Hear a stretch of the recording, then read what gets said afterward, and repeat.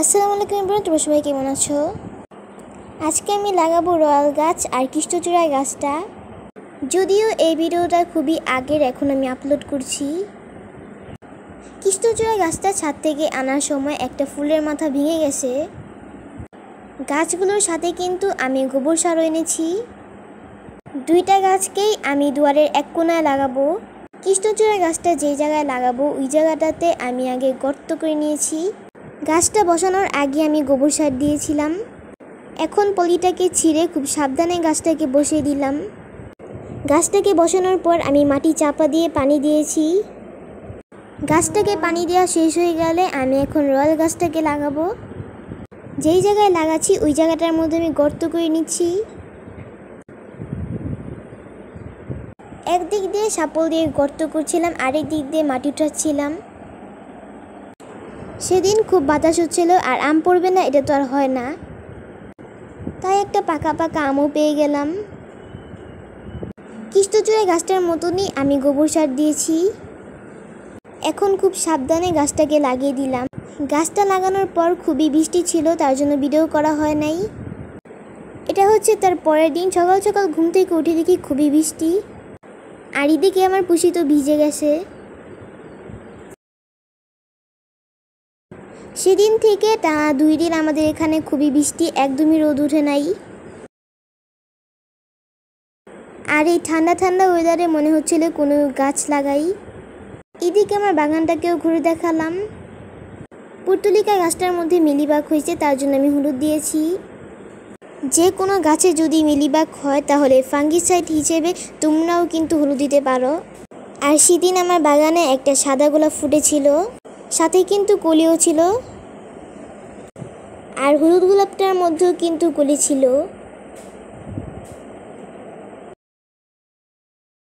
ভাবছিলাম কী গাছ লাগাবো, তাই এই চন্দ্রপ্রভা গাছটাকে বেছে নিয়েছি। আর মাশাআল্লাহ কিন্তু গাছটার মধ্যে ফুলও ছিল। যেই ডিব্বাটাতে লাগাবো ওই ডিব্বাটার মধ্যে অনেকখানি ফাটা ছিল, তো এটার মধ্যে আমি আগে থেকেই পরে দিয়েছিলাম। তারপর সরিষার খোসা দিয়েছি। এখন পলিটাকে খোলার পালা। শিকড়গুলো অনেক মোটা আর বড় হয়ে গিয়েছিল, তার জন্য খুলতে অনেক কষ্ট হয়েছিল। এখন উপর দিয়ে মাটি দিয়ে গাছটাকে বসিয়ে দিলাম। অনেকখানি শিকড় আমি কেটে দিয়েছিলাম। তারপরের দিন দেখি গাছটার খুবই মরা মরা অবস্থা, কিন্তু বৃষ্টির পানি দেওয়ার পর গাছটা বেঁচে গিয়েছিল। এদিকে দেখো আমার পুষির বাচ্চাগুলোকে আমি খাবার দিয়েছি।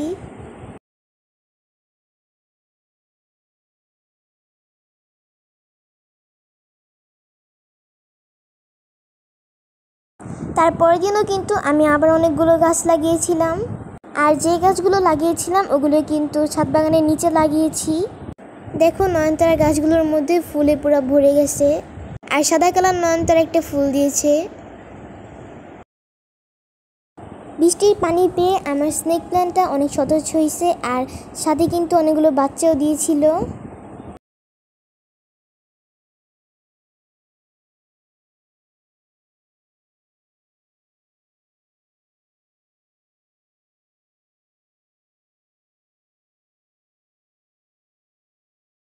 আর এই যে হচ্ছে জারুল ফুল। তখন ল্যাটেনিয়াটাও কিন্তু সব ফুল ঝরে পড়েছিল। দেখো জবাটার মধ্যে কিন্তু কলি, এই কলিটা কালকেই ফুটে যাবে। সব সময় আমার সবগুলো জবা গাছের মধ্যেই কলি থাকে। কয়েন প্ল্যান্ট যেই পাত্রটার মধ্যে লাগাবা কখনোই কিন্তু ওই পাত্রটার মধ্যে ড্রেনিং সিস্টেম করবা না, কারণ কয়েন প্ল্যান্ট অতিরিক্ত পানি থাকলেও কিছু হয় না।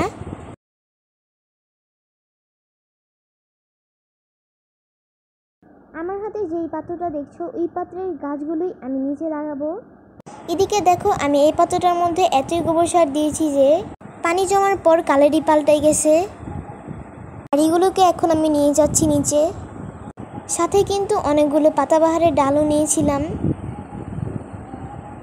এই পাতাবাহারের গাছগুলো ফুল না ফুটলেও দেখতে অনেক সুন্দর লাগে আর চকচক করে। মোটামুটি যেই গাছগুলো লাগাবো সবগুলো গাছই নিয়ে শেষ। যখনই নিচে লাগাতে যাব তখনই বৃষ্টি শুরু হয়েছে। আর অনেকক্ষণ আমি গাছটাকে লাগাতেও পারবো না বৃষ্টির জন্য, তার জন্য পানিতে রেখে দিয়েছি। এটা হচ্ছে তার পরের দিন গাছটাকে লাগিয়ে আমি পানি দিয়েছি। আর সেদিন কিন্তু আকাশটা মেঘলা মেঘলা থাকলেও বৃষ্টি হয় নাই। আর এই যে হচ্ছে আমার কৃষ্ণচূড়া গাছের ফুল। এখন আমি এক এক করে সবগুলো সেগুলেন গাছগুলোকে লাগাবো।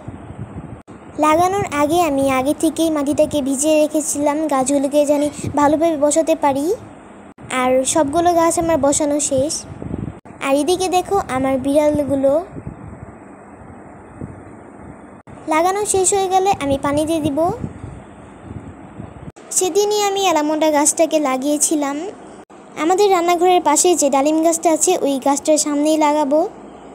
প্রথমেই আমি পলিটাকে কাটছিলাম। যেই জায়গাটাতে লাগাবো ওই জায়গাটাতে আমি ভালোভাবে গর্ত করে নিচ্ছিলাম।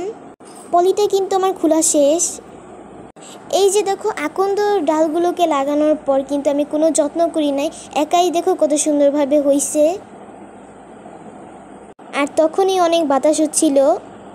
দেখো গাছটার মধ্যে কত শিকড়। আর এখন গাছটাকে বসাই দিব। গাছটাকে খুব সাবধানে বসাই দিলাম। তারপর গাছটাকে বসিয়ে দিলাম। মুরগি যাতে ভিজতে না পারে তার জন্য আমি এটা দিয়েছি। আল্লাহ হাফেজ।